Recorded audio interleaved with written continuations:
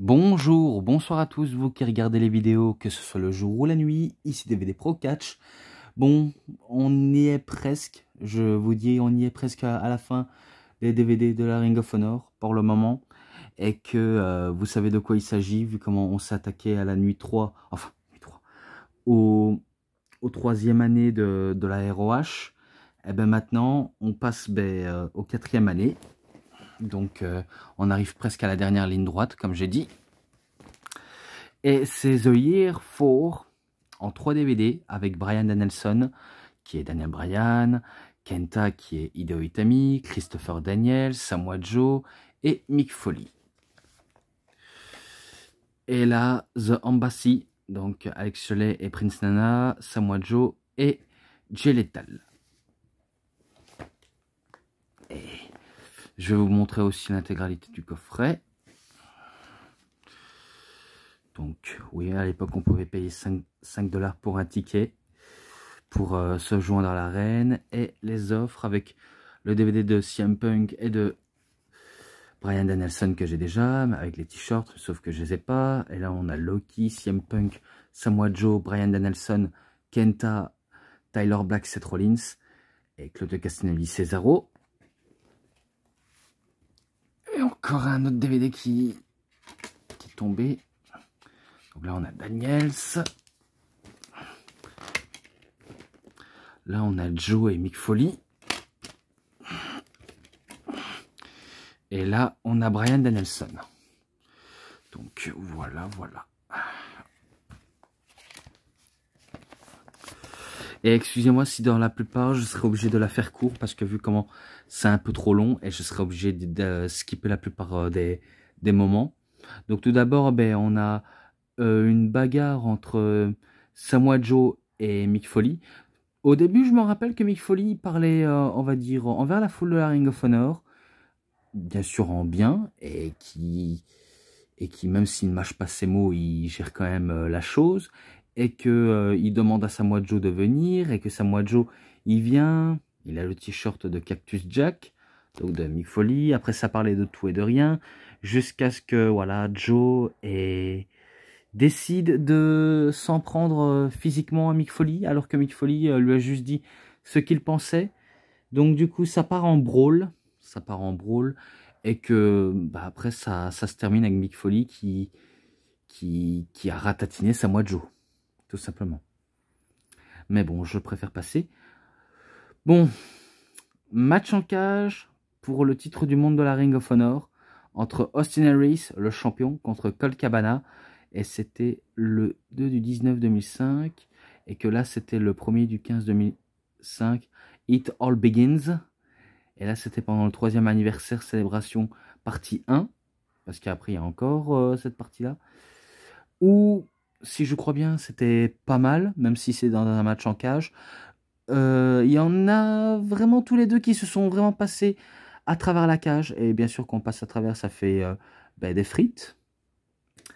Et je vais pas trop en dire de plus, si ce n'est que les deux, ils sont passés dans la cage, et que les deux, ils ont même saigné. Je me rappelle que Harris avait saigné en premier, jusqu'à ce que à la dernière seconde, ce sera Colt Cabana qui va saigner. Il a tenté aussi son Dusty Elbow, et Harris, lui, il essaie aussi de fouiller la cage tant bien que mal, même si en tant que champion, il n'est pas censé faire ça, mais pour être intelligent, c'est un peu la bonne stratégie. Il y en a que c'est de la mauvaise stratégie, il y en a que c'est de la bonne stratégie.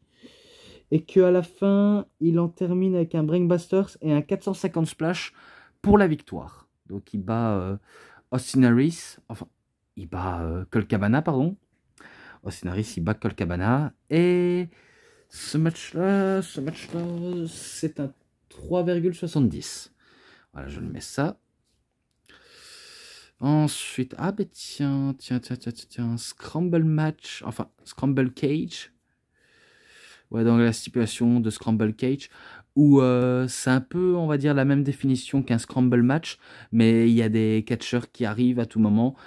Il y avait The Generation Next, Roderick Strong, Jack Evans, contre Easy et des Ranged, contre Dixie et Azariel, contre The Carnage Crew, donc Tony DeVito, HC Locke, contre The Ring Crew Express, que c'est eux qui vont remporter la victoire. Donc Don Marcos et Mike Tobin. Enfin, Don. Ouais, c'est Don et Marco. Qu'est-ce que je raconte? Il n'y a pas Mike Toby. C'est moi qui ai fait une erreur, mais c'est Don et Marco qui remportent la confrontation parce que le reste du match a duré tellement plus longtemps que prévu et que ça s'est envoyé des grosses prises, même des voltiges à haute volée. Il y a même Jack Evans qui a failli perdre la vie en faisant un double moonsault et les prises absolument périlleux qu'il peut le faire. C'est une vraie tête brûlée ce mec-là, mais il a du cran le gamin, il a vraiment du cran. Et pourtant, dans cette stipulation-là, on peut rentrer et sortir, parce que c'est pas, on va dire, un match en cage basique. On peut rentrer et sortir comme on veut. Mais que j'ai rien d'autre à dire si ce n'est que c'est victoire de The Ring Crew Express qui remporte le match. Donc ce match-là, un 4, je lui mets un 4. Et là maintenant, dans un PPV Weekly Pay-Per-View que j'avais déjà cité, ouais, Trios Tournament pour le titre pur de la Ring of Honor, Jay Lethal contre John Walters, et que je l'avais déjà cité que c'était victoire de Jay Lethal, et qui est totalement vrai, alors que John Walters, il a vraiment donné tout ce qu'il voulait, tout ce qu'il pouvait aussi, et j'ai admiré son côté combatif et son côté revanchard et un peu je veux réussir à tout prix, car si je réussis pas, j'échouerai lamentablement. Sauf que ça va pas tourner la roue comme il voulait. La roue ne tournera pas correctement pour John Walters. Mais que il n'y a rien d'autre à dire. Il y avait les combinaisons fatales de Jay Lethal. Et après ça, il termine avec... je crois qu'il termine... Je ne sais plus si j'avais déjà dit dans l'autre vidéo, mais je crois qu'il termine avec... soit une descente du coude, ou alors... The Lethal Cutter. Je peux me tromper, mais je sais que c'est lui qui remporte le match. Et que après ça, Joe le félicite et qu'il lui dit la prochaine fois, ce sera toi contre moi. Donc, c'est tout ce que je peux dire en ce moment. Donc, c'est un 3,50 et c'est victoire de Jay Lethal. Et je repoursuis entre Samoa Joe et Jay Lethal contre Low-Ki et Homicide à Manhattan, Miami. Donc, le 5/7/2005. J'allais dire une bêtise, mais non, c'est 2005. Ouais, pas mal. Vraiment pas mal, même si je sais pas quoi trop en dire. Et pourtant, je sais que je l'ai vu, mais à force de répéter constamment, on a un peu déboussolé quelques fois.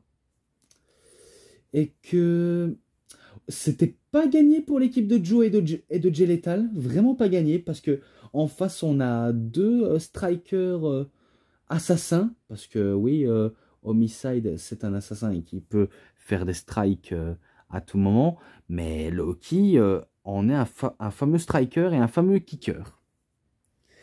Et que je vais directement citer la fin. À la fin, il s'en charge de Jay Lethal, Homicide, pour faire sa prise dévastatrice et meurtrière, le Cop Killer, mais qu'il attend que Low-Ki il fasse sa fameuse stomp. Donc il va le stomper les fesses de Lethal pour que Homicide fasse son fameux Cop Killer.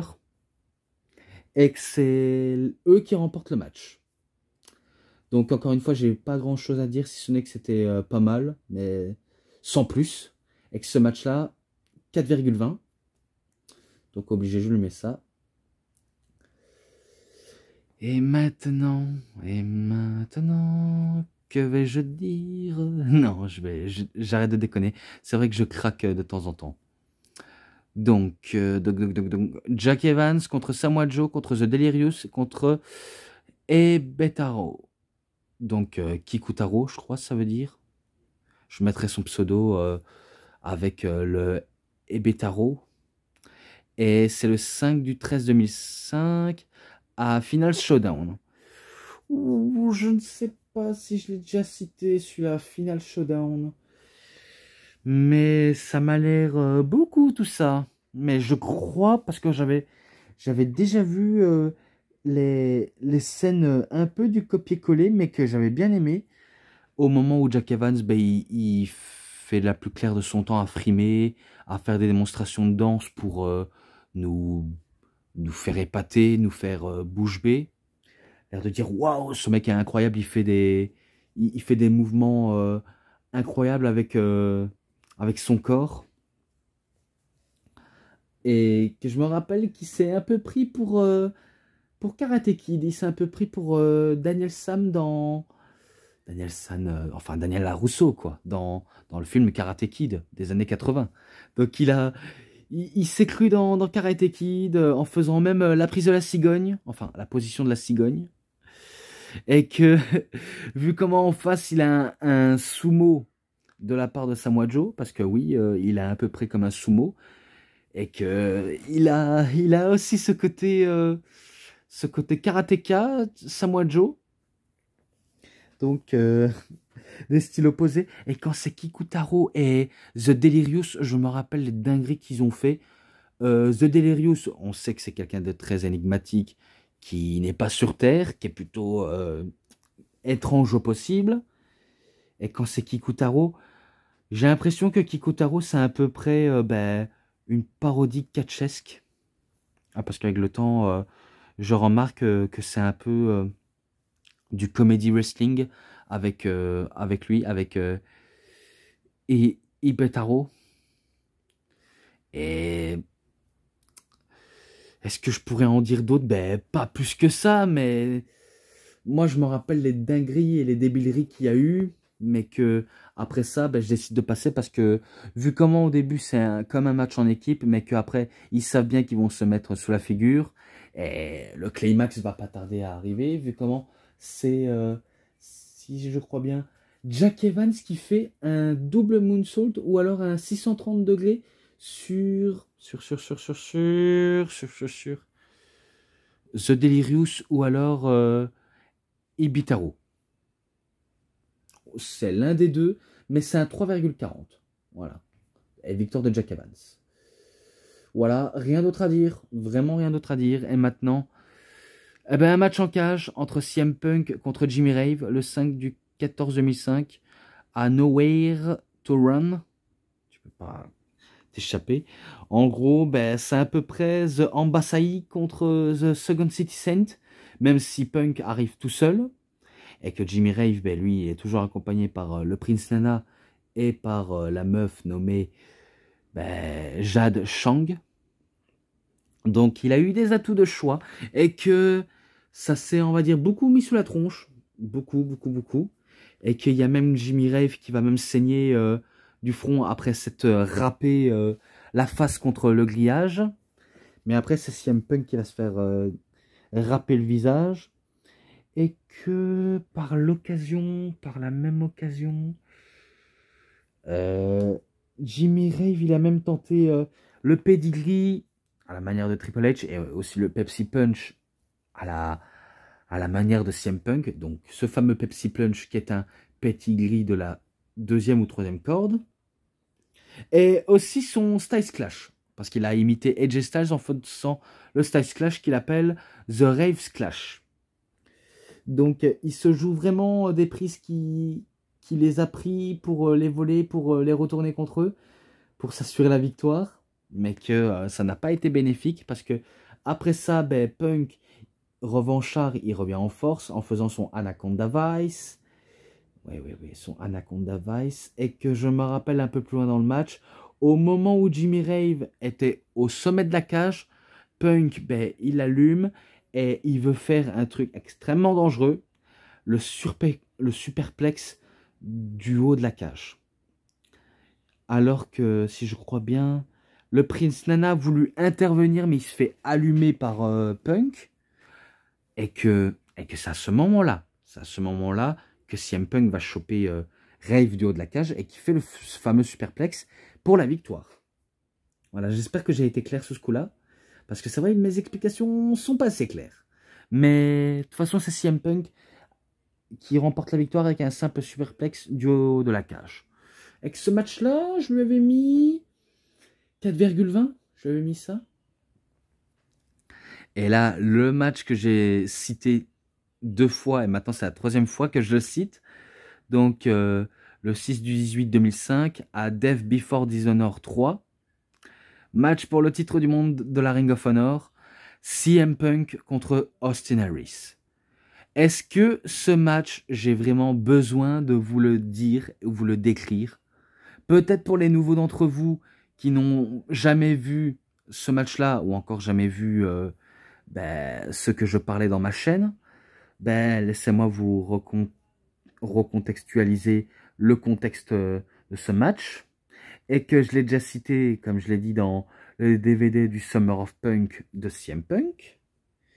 Donc au début, il était face, mais que vu comment il avait eu un contrat de la part de la WWE, CM Punk, eh ben, il devait partir, mais que pour une dernière fois, eh ben, il affronte le champion en titre, et que si jamais il perdait face au champion, ben, ça veut dire qu'il va un tout petit peu reprolonger son contrat au sein de la Ring of Honor jusqu'à ce que des personnes viennent, on va dire, lui voler le titre. Et qu'après qu'il vole le titre, ben, le destin de Punk à la Ring of Honor peut, on va dire, décider autrement. Ou alors c'est lui qui peut décider d'une autre manière la chose. Donc, voilà, vous avez compris, il était sur le départ. Mais que ça l'a pas empêché de faire un banger, ce match-là. Ça lui a pas du tout empêché. Et qu'il a vraiment donné de tout ce qu'il avait. Et que la foule était à 100% derrière CM Punk et contre Austin Harris. C'est pour ça que les gens n'arrêtaient pas de scander de manière terrible. You suck Harris, you suck. Donc t'es nul Harris, t'es nul. Ou même quand il y avait des offenses, eh ben, il se faisait quand même muer. Alors que quand c'est Punk, eh ben, quand il a l'avantage psychologique, eh ben, il y a des grosses ovations de la foule. Donc que des grosses pop. Et qu'il y a même un moment donné dans le match que... Attendez. Austin Harris fait un brainbuster sur CM Punk, mais CM Punk se dégage au compte de 2. Et quand il a voulu faire son 450 splash, eh ben, CM Punk l'empêche d'éviter de partir dans le 450.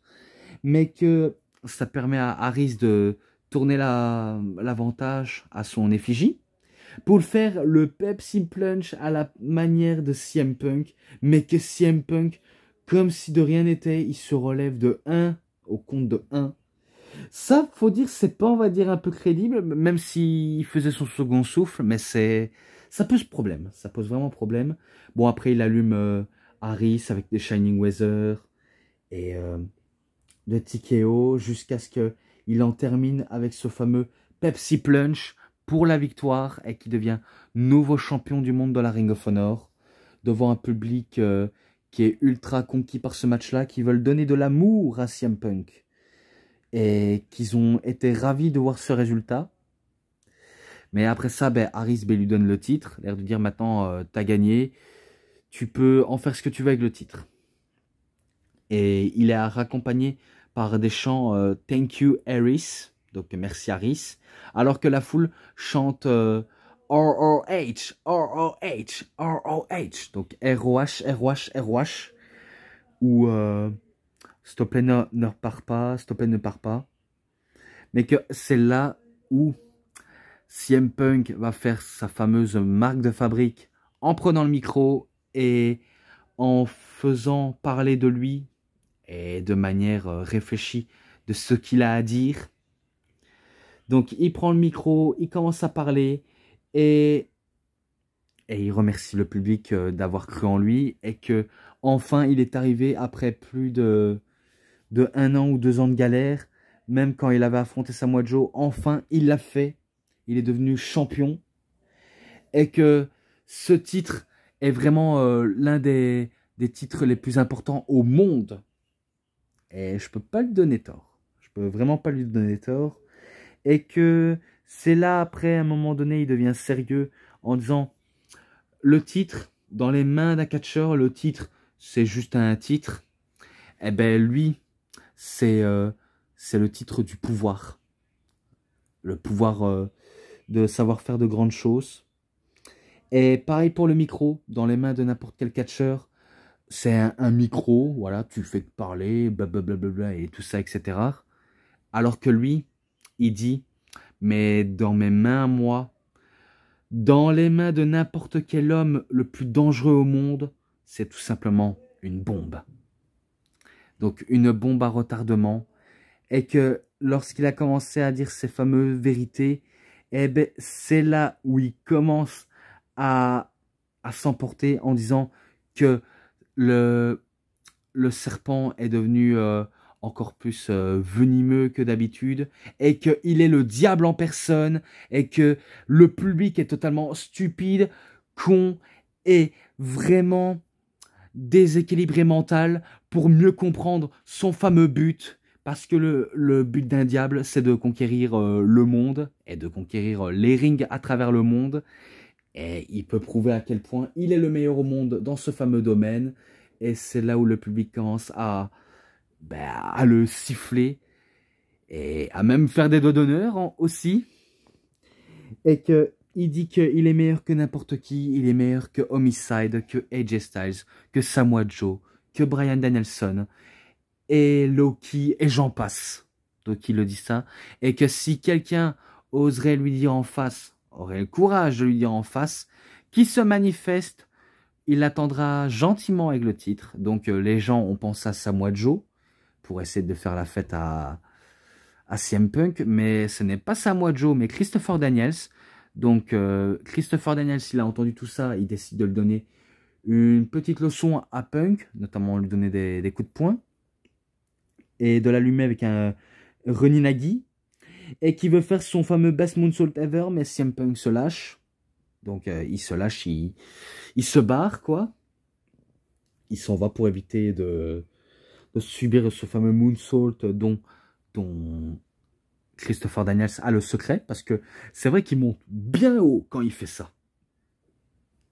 Et que Daniels voulait un match directement, et peu importe les minutes qu'il lui donne, eh ben, il veut justement le titre, tout simplement. Et que CM Punk dirait, enfin il disait, tu veux la chance au titre, eh ben, tu l'auras peut-être, mais pas ce soir, parce que j'ai pas envie de faire encore une trentaine de minutes de match, alors va te faire foutre. Donc il a dit ça à Daniels. Donc ce match-là, entre Harris et Punk, je lui mets 4,5, parce que je lui avais mis un 4,5 dans le Death Before Dishonor et dans le Summer of Punk, donc ça va pas changer d'un pouce. Et là maintenant, le dernier du DVD 1, Matt Hardy contre Christopher Daniels, le 7 du 16 2005 à Fate of an Angel. Alors vous connaissez maintenant le passif de Matt Hardy, hein, vu comment je l'avais déjà cité de mon côté sur ma chaîne. Si Matt Hardy catch à la Ring of Honor, c'est parce que, vous saviez, il a été viré de la part de la WWE à cause d'une affaire qu'il y a eu entre lui, Lita et Edge.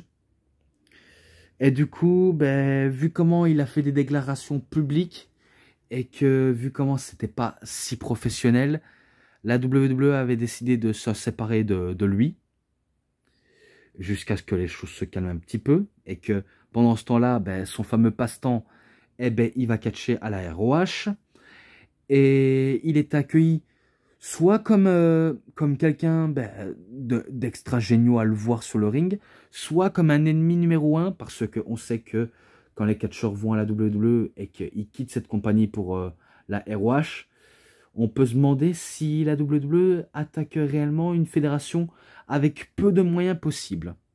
Ça, c'était la question de certains fans pessimistes, dans lequel je n'ai pas d'autres questions. Mais en tout cas, dans le match là, c'était correct, même très bon. On peut dire un des meilleurs matchs de Matt Hardy en dehors de la WWE, du côté de la ROH. Mais en tout cas, c'est un de ses meilleurs matchs, pour moi. Même s'il est accompagné par personne, à part que Daniels, lui, il est toujours accompagné par Allison Danger.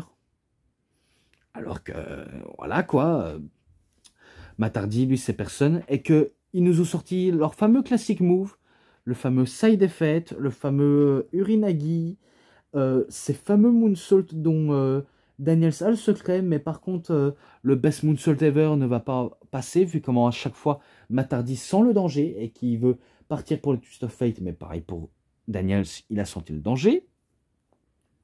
Et qu'à un moment donné dans le match, CM Punk, il attrape Allison Danger par les cheveux et il donne un coup de poing.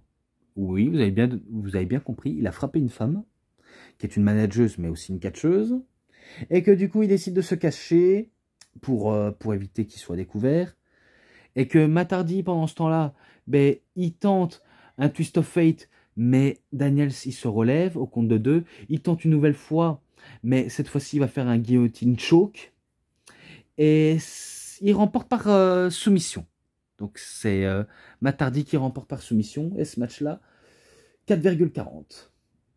Et maintenant, je passe au DVD 2, et que pareil, ce match-là, il est présent dans le Summer of Punk. Donc match pour le titre du monde de la Ring of Honor, CM Punk contre James Gibson, donc toujours à Fight of an Angel.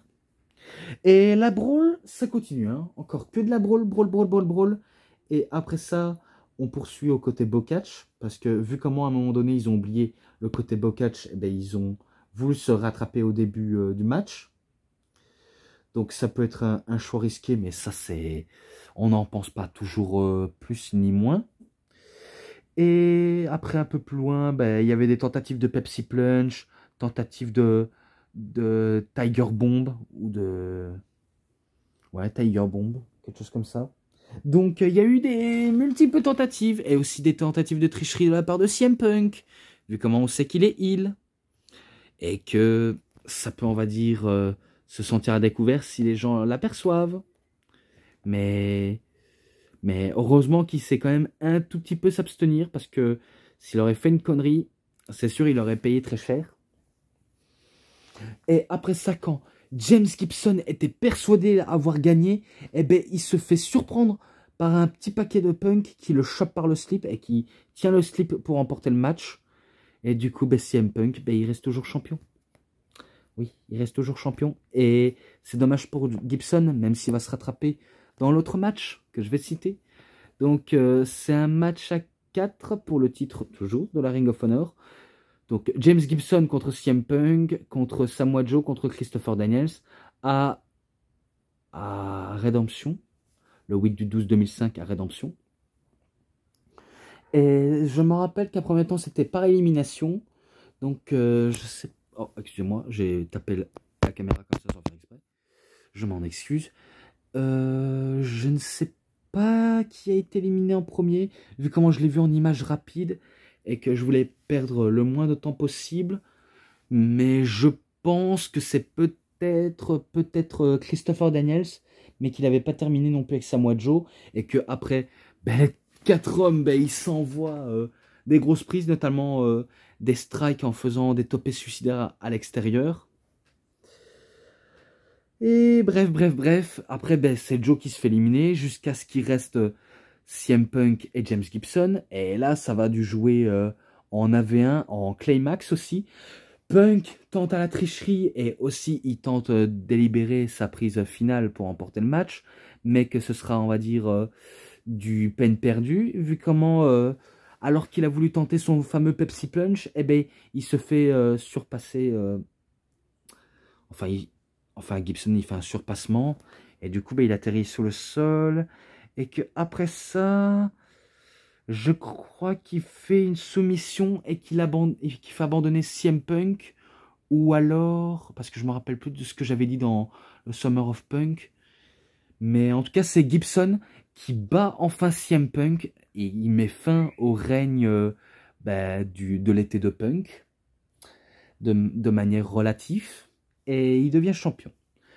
Et après ça, ben, il fête avec les catcheurs de la Ring of Honor. Et pour éviter de laisser CM Punk indifférent, eh ben, il le remercie pour tout ce qu'il a fait. Et j'ai vraiment rien d'autre à dire si ce n'est qu'il a remercié. Donc, pour ce match-là, 4,50. Je l'avais mis à 4,50. Et attendez, parce qu'après je vais vite revenir, parce que là je dois aller au petit coin. Donc à tout de suite. Oui. Et oui, je repoursuis. Donc, vu comment j'étais passé à match à 4 pour le titre, maintenant, je passe à l'autre match de CM Punk qui sera le dernier pendant très très longtemps. Donc, un match 2 out of 3 falls, donc au dos meilleur des 3 manches. Dans Final Chapter, enfin Punk Final Chapter, le chapitre final de Punk, donc le 8 du 13 2005, entre CM Punk contre Colt Cabana. Tout ce que je me rappelle dans ce match, et ça je l'avais déjà dit dans le coffret Summer of Punk, c'est que là on sent que c'est la fin, et on voit que CM Punk est au bord des larmes, parce qu'il sait bien qu'il va quitter la ROH pour la WWE, et que c'est on va dire une début d'une nouvelle vie pour lui, et que certains de ses amis qui seront encore à la Ring of Honor vont essayer de divertir le plus possible les personnes de la ROH.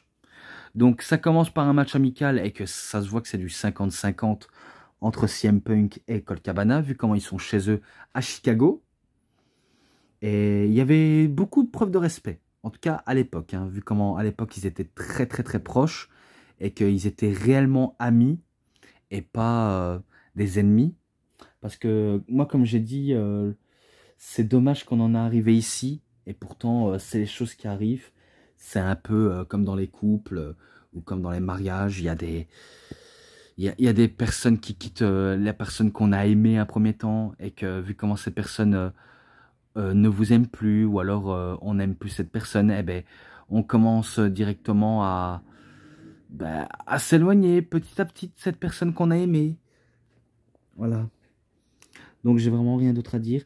Donc dans le match là, ça s'est continué dans le catch pur et dans la pure technicité. Mais que après ça, c'est Colt Cabana qui remporte un premier point en faisant le tomber. Et après, un coup que c'était Colt Cabana, c'était CM Punk qui, qui battait Colt Cabana en faisant un Anaconda Vice ou un Pepsi Blunch, n'importe lequel des deux. Et vu comment ce sera la dernière poursuite finale, je crois que c'est un peu ça ce que j'aimerais dire, la poursuite finale. Parce que moi, je me rappelle pendant mon pronostic de Summer of Punk, je m'étais gouré, j'avais dit que CM Punk avait perdu 2 fois de manière bêtement et qu'il doit quitter officiellement la Ring of Honor. Donc ça, c'est une toute grossière erreur de ma part. Mais que je sais bien que après quand CM Punk voulait faire un petit paquet sur Colt Cabana, Colt Cabana le surprend, et après c'est CM Punk, jusqu'à ce que Colt Cabana tient le bon timing pour qu'il ne sait plus se dégager, et que c'est là où CM Punk a perdu au compte de 3. Et vu comment c'est la fin du match, il célèbre avec son meilleur ami et avec les collègues de la Ring of Honor, et aussi avec son père et sa mère, et qui vont célébrer en buvant du Pepsi.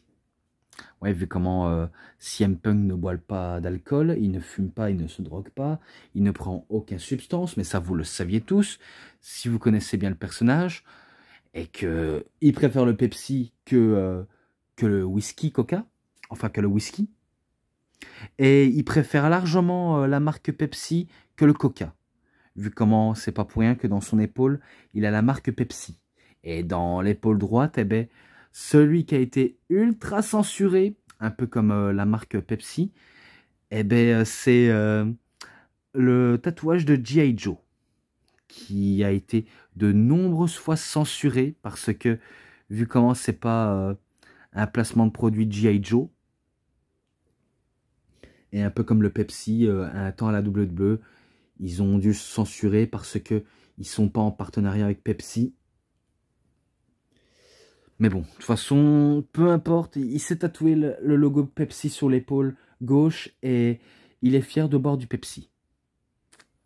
Donc il célèbre avec tout le monde, avec le public, et c'est là où on peut dire adieu à CM Punk, alors qu'il fait un promo d'adieu en disant que même s'il part, la Ring of Honor restera toujours sa maison, et que les catcheurs avec qui il a côtoyé restera toujours ses amis, et plus que ça, une famille, et que ici c'est la ROH, et que la ROH, ça envoie que du lourd dans le monde du catch que nulle part ailleurs.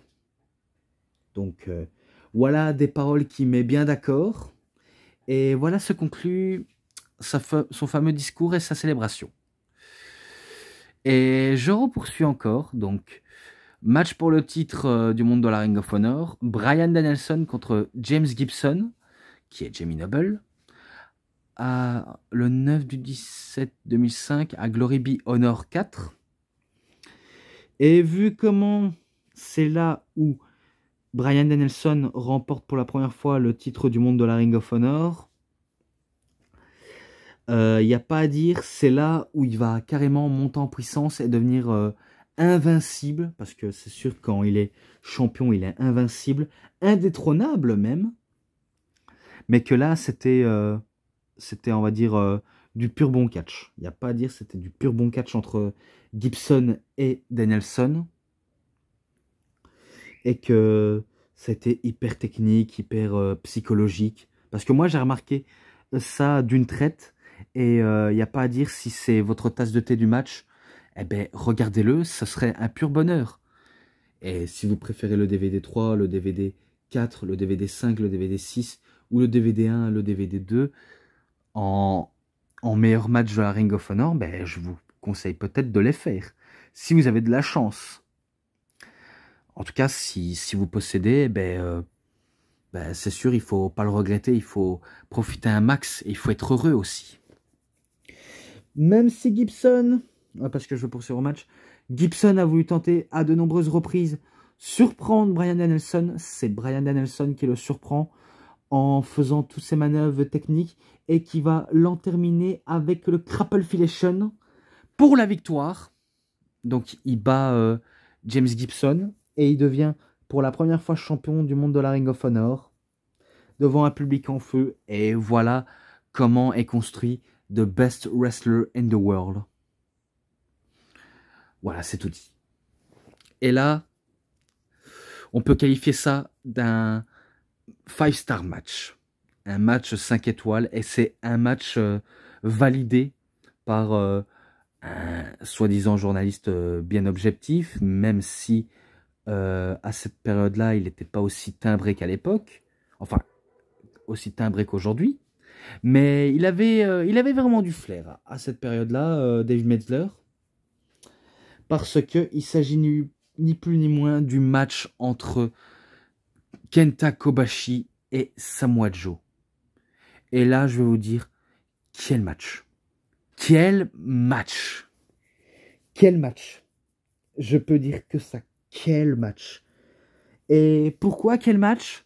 Ben parce que les deux mastodontes se font face pour la première fois sur le ring et ça envoie du feu, ça envoie des éclairs, ça envoie des étincelles, ça envoie que des grosses prises, que des gros chops en même temps. Et quand c'est Joe, ben le public ne fait que chanter Joe, Joe, Joe, Joe, Joe. Mais quand c'est Kenta Kobashi, c'est sûr, on l'accueille avec des rubans de color pour montrer ben, à quel point on le respecte et on respecte la plupart des catcheurs étrangers de manière comme il se doit et que la foule va être à 100% derrière Kenta Kobashi, même s'il y avait des Joe, mais à 100% c'était pour Kenta Kobashi, et c'est pour ça que les gens vont faire que chanter Kobashi, Kobashi, Kobashi, Kobashi. Oh là là là là là là là là, mais quelle dinguerie! Quelle putain de dinguerie! Un public en feu, c'est sûr, je comprends pourquoi Metzler a dû valider, vu comment le public était en furie. Au début, ça s'est commencé par des petits kicks, après une petite claque de la part de Samoa Joe, jusqu'à ce que ça part dans l'épreuve physique, épreuve de force, mais que Joe fait un Modern Line Suplex, et après, ça continue encore dans les prises, jusqu'à ce que Joe a voulu tenter ses atémies envers Kenta Kobashi, mais Kenta Kobashi, il les subit, mais il les vend pas, il est dans son second souffle, et quand il enchaîne des atémies, Là, c'est sûr, on les entend claquer. Hein. On les entend claquer tel point que la sueur gicle. Et c'est pas des conneries, la sueur gicle rien qu'aux impacts des atémies. Hein. Et voilà pourquoi je dis que Gunther, il s'est un tout petit peu inspiré de Kenta Kobashi. C'est parce que Kenta Kobashi, quand lui fait des gros chops, c'est sûr, ça envoie de la pâtée. Même s'il fait pas comme Kenta Kobashi en faisant des ta sur les pecs. Mais s'il aurait voulu, il l'aurait fait. Bon, après, ça c'est, on va dire, poursuivi à l'extérieur. Joe fait son fameux kick sur Kobashi du côté des barrières, là où il y avait une chaise. Mais que après, quand il a voulu tenter une deuxième fois, ben, Kobashi le calme en faisant ces fameux, on va dire, coups de hachette dans le cou. Et il fait un atemi monstrueux envers Samoa Joe sur des chants Kobashi de la foule. Et après, ça repoursuit encore et encore. Des atémies, des enchaînements, des prises. Et après ça, Joe, il va revenir en force en le mettant à terre avec un Urinagi et un Selton Splash. Même quand Kobashi revient, eh ben, il fait ses fameux chops et même ses fameux coups de hachette dans la tête, comme s'il allait ben, couper la tête. Et que je suis sûr qu'au Japon, quand il mange sûrement des sushis, je suis sûr avec ses mains, il coupe la tête et le corps des poissons. Je disais serpents, mais non, c'est poissons. Je suis sûr qu'il doit sûrement couper des poissons avec ses mains, tel un restaurateur en train de couper des sushis en rondelles. Et ça peut laisser à désirer, mais ça peut aimer certains. Vraiment. Bon, après, ça poursuit encore avec des grosses prises, notamment un powerbomb du coin, The Muscle Busters, tentative de coquina clutch, ou encore le powerbomb avec le fameux STF, crossface, et un genre de neutralizer, mais que Kenta Kobashi relève de tout ça, il se relève de toutes les prises jusqu'à ce qu'il commence à s'acharner sur Samoa Joe avec des atémies dans le coin. Et il va faire aussi des German suplex mais modifiés. Et après ça, il va encore réenchaîner et il va faire, on va dire, le faire et clôturer le show avec ce fameux lariat. Oui, un lariat pour la victoire. Et à la fin, ben, vu comment il a célébré sa victoire, eh ben, il relève Joe et il le serre la main et il le respecte pour cette fameuse rencontre. Et sous les chants alligato du public, parce que oui, le public américain, même si c'est pas des japonais, ils savent ce que ça veut dire alligato, ça veut dire merci. Et voilà que Kobashi il quitte l'arena après un merveilleux bon match. Et pour Samoa Joe, il n'a pas à se sentir honte, vu comment il était vraiment largement à sa place, même pour faire le main event, même s'il était plus champion.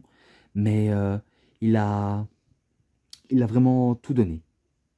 Et ça, c'est incroyable de la part de Samoa Joe de faire un très bon match face à un catcheur japonais. Donc, comme j'ai dit précédemment, ce match-là, c'est officiel, c'est un 5. Voilà, un 5 officiel. Et je valide complètement. Et maintenant, on passe au DVD 3. Et ce match-là, il est présent dans The Japan Fittest de Airwash. Donc, on a Kenta Kobashi qui fait équipe avec Homicide contre Samoa Joe et Loki. Donc, le 10 du 2 2005 à Unforgettable. Voilà. Et que je serai obligé d'aller faire court parce que après ça, c'est enchaînement de chop de Joe sur Kobashi. Après, c'est Kobashi sur Joe et même sur Loki. Donc, c'est sûr, ils en ont pris cher jusqu'à ce que après il reste plus que Loki et Kenta Kobashi. Et vu comment Loki, ben, vu comment il veut éliminer le plus fort, le plus dur, un colosse japonais comme Kenta Kobashi, c'est impossible. Et que c'est Kenta Kobashi qui clôture le match en faisant une big lariat pour la victoire. Et ce match-là, je lui avais mis un 4,10. Étrangement, je lui ai mis ça. Mais c'est pas un mauvais match. Voilà, donc match pour le titre de la Ring of Honor, Bryan Danielson contre Steve Corino, la légende, le roi du catch à l'ancienne, de l'ancienne école, quoi, qui a eu lieu à Buffalo Stampede le 10 du 15 2005. Donc Steve Corino, il a sa chance au titre, il veut retenter sa chance. Je pense qu'il avait déjà été champion par le passé, mais je ne sais pas si c'est le cas. Même si je ne sais plus, ce n'est pas grave, mais tout ce que je peux en dire de plus ou de moins, c'est qu'il aura tout donné, mais en face de lui, ben, il y a Bryan Danielson, et c'est pas n'importe qui. Depuis qu'il est champion, il est imbattable, invincible, et, et c'était le best, c'était le best. Il n'y a pas à dire, comme la plupart des catcheurs, c'est tous des bests. Et quand c'est les meilleurs, eh ben c'est sûr, c'est indétrônable. Et qui garderont le côté best jusqu'à la fin de leur carrière.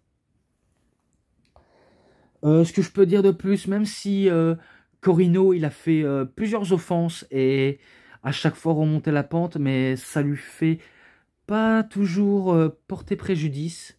Et que à la fin, ben, c'est Danielson qui le coince avec son Crapple Filation, même s'il ne veut pas abandonner, il va quand même forcer à le faire abandonner, quitte à le faire souffrir encore de plus en plus. Donc vous avez compris, c'est victoire de Bryan Danielson sur Steve Corino. Et ce match-là, c'est un 3,80. Donc je lui mets ça. Et après, encore Bryan Danielson qui met son titre en jeu contre Roderick Strong le 10 du 29 2005. This Man's Wars. Enfin, War. Donc, il met en titre son jeu, comme je l'ai dit. Et c'est un pur chef-d'œuvre dans la violence. Comme un pur plaisir de voir ce match-là, alors qu'il est vraiment intense. Parce que c'est vrai qu'on connaît le style de Strong maintenant.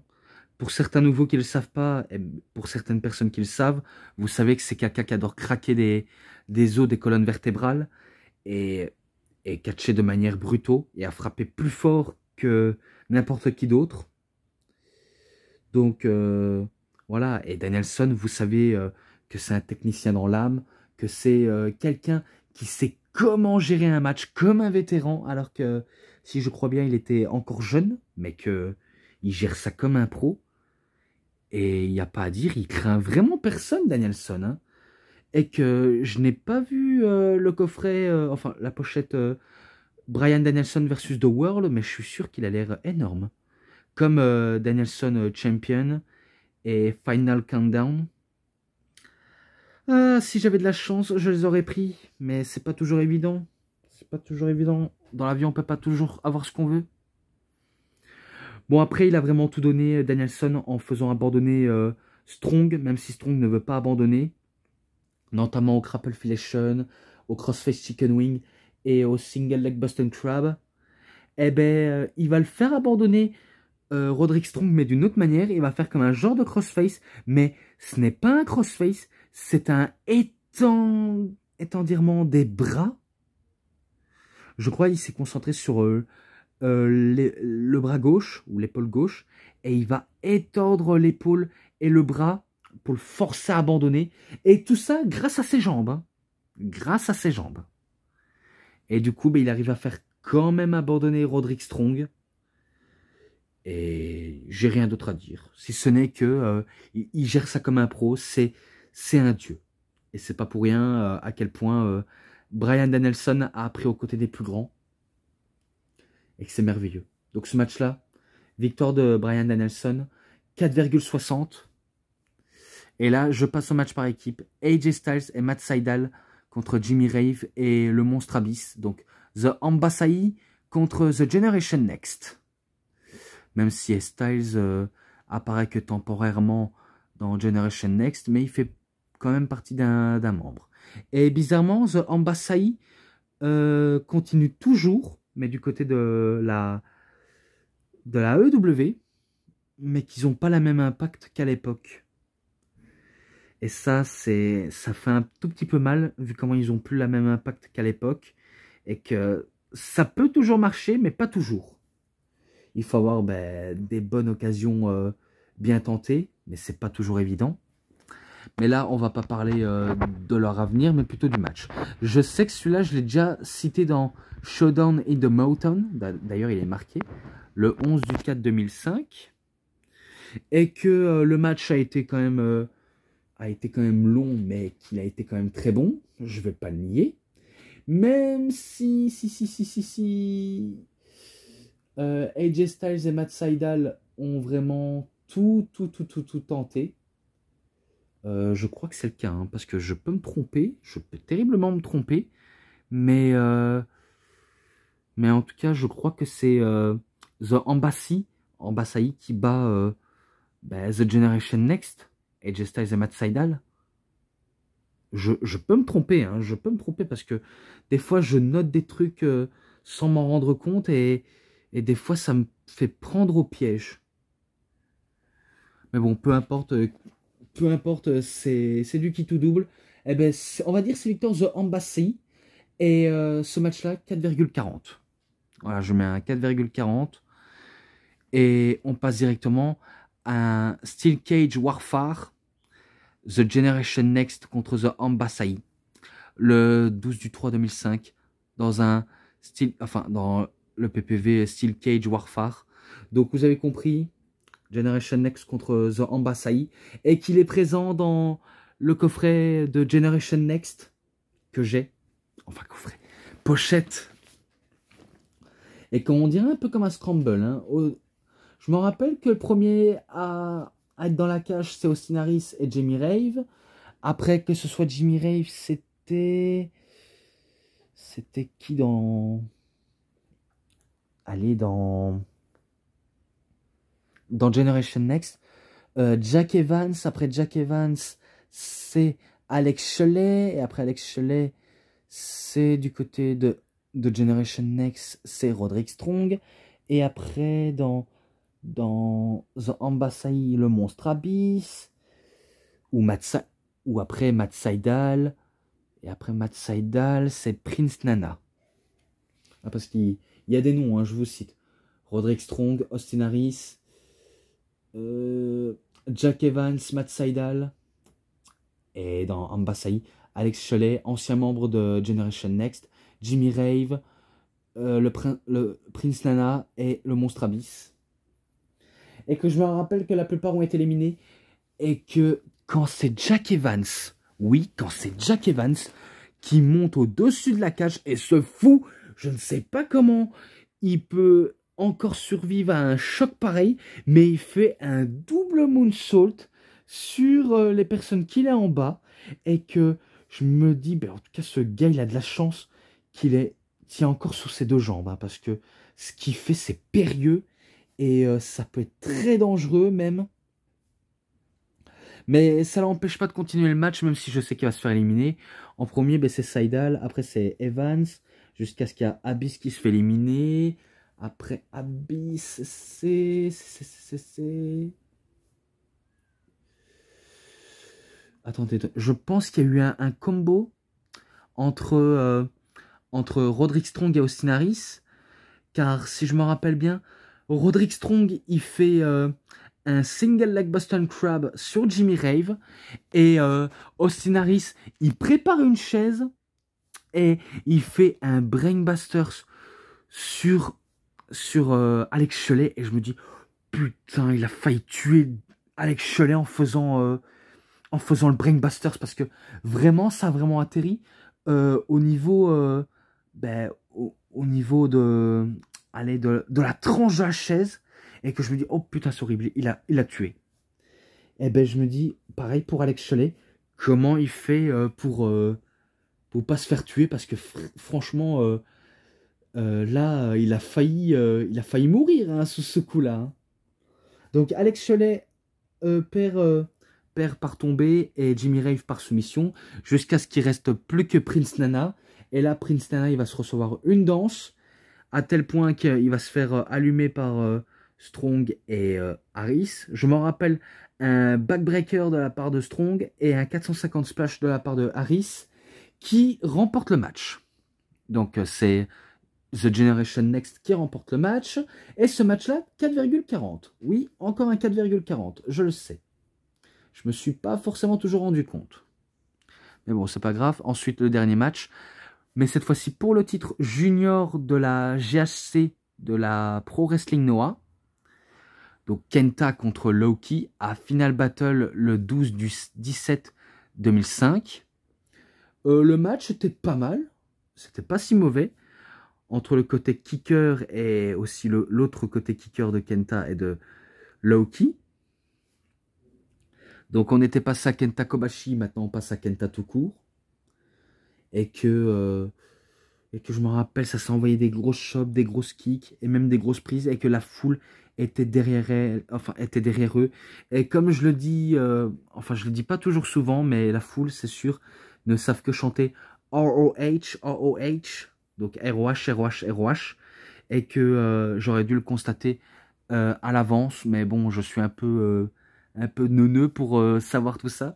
Mais qu'à la fin, quand Low-Ki a voulu faire son puckle kick et d'autres prises aériennes, eh ben, il se fait calmer par Kenta qui fait des high kicks et quelques petits low kicks jusqu'à ce qu'il fait le go to sleep, le JTS.